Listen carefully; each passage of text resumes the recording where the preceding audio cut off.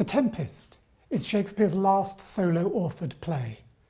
It's one of his shortest plays, but it's also one of his richest, most complex and most rewarding, especially if we think about it in the context of Shakespeare's world.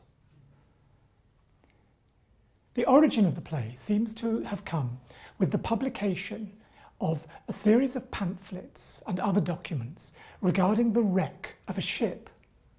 A new governor was on the way to the recently founded colony in Virginia, and there was a shipwreck, and they landed in the Caribbean, in Bermuda. Word of this got back to England, and a pamphlet was published. In the opening scene of Shakespeare's Tempest, there is a storm, and some of the technical nautical terms are taken from those so-called Bermuda pamphlets. Shakespeare had contacts with members of the Virginia Company who had established the colony in the New World. The paradox comes in the fact that the play is not explicitly set in the New World, in the Bermudas. And usually, when the play went into print, it did have a location, and the location said that it was a deserted island, a desert island, a wild place, but it's not specific about the location. And what we learn in the course of the dialogue is that the shipwreck takes place when the King of Naples and his family and followers are returning on a sea voyage from Tunis in North Africa, where he's married his daughter off to an African king. Now, if you're going on the way back from Tunis in North Africa to Naples in Italy, it seems pretty unlikely that however vigorous the storm might be, you'll find yourself diverted to Bermuda, to the islands of the Caribbean. So in one sense, the play is clearly set on a deserted island somewhere in the Mediterranean. At the same time, a number of references inevitably draw the minds of the audience towards the New World. Prospero acts through the agency of an airy spirit called Ariel, who can fly around the world. And at one point, Prospero asks him what's happened to the ship after the wreck, because it's Prospero who has conjured up the storm in order to bring his enemies to the island where he's been exiled, so that he can then confront them. The ship, says Ariel, is safely in harbour, in the deep nook where once thou calledst me up at midnight to fetch dew from the still-vexed Bermudas. There, he says, the king's ship is hidden. The still-vexed Bermudas. Immediately, the mind's eye is taken to the Caribbean, to the New World.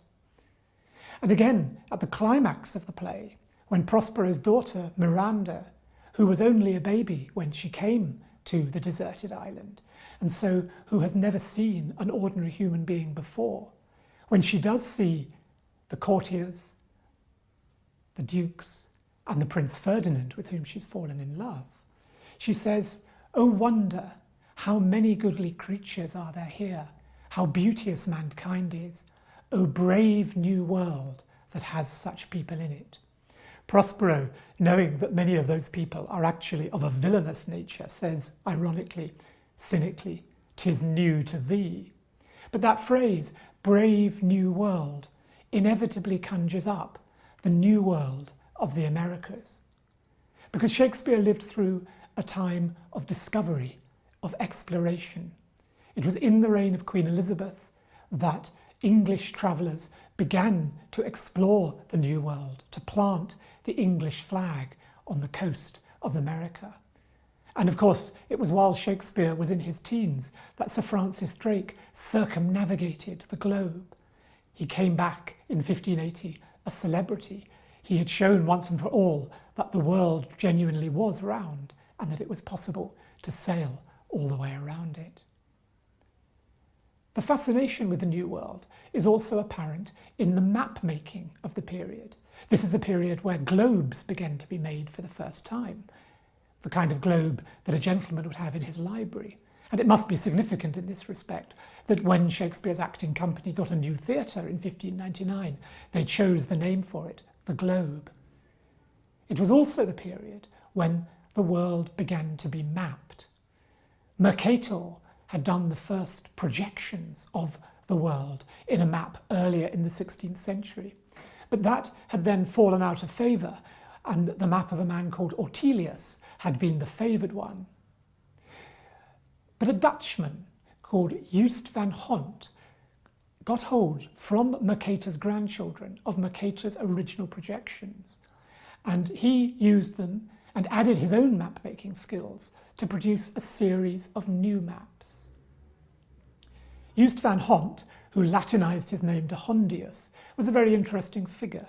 He was born in the Netherlands, but because of the religious wars there, the war between the Protestant Dutch and the Catholic Spanish Empire, he went in exile to London, and in the 1580s he was very instrumental in publicising Drake's voyage. And indeed, he did a map, a detailed map, based on consultations with maps taken on the actual voyage of Drake, where he showed Drake had landed on the west coast of America.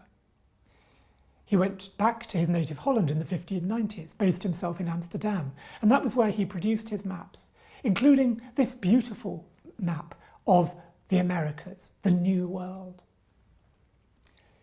The Caribbean islands are drawn with a kind of precision that had very rarely been seen before.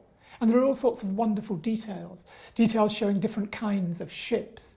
The ships from Florida, ships from Greenland, even on the far side, a Japanese ship. The ship in the middle of the Atlantic is very like the one on which we would imagine the voyagers in The Tempest to have undertaken their fateful journey. Equally, Hondius shows interest in the inhabitants of the New World. At the bottom of his map, there are some wonderful pictures of the Indians of Brazil, who we're going to be meeting again later in this week's sessions. So here is an image of the New World, the Caribbean, the brave New World.